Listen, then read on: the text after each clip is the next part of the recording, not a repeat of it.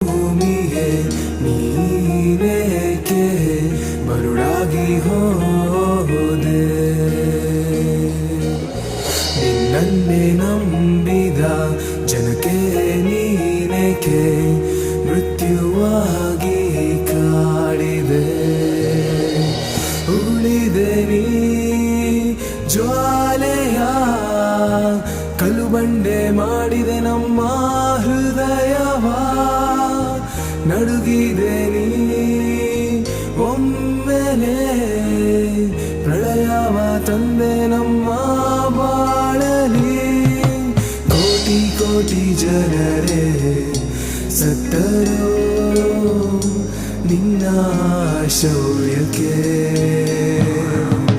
ಕೋಟಿ ಕೋಟಿ ಜೀವಗಳೇ ಬಡವಾದವೋ ನಿನ್ನ ಪ್ರತಾಪಕ್ಕೆ.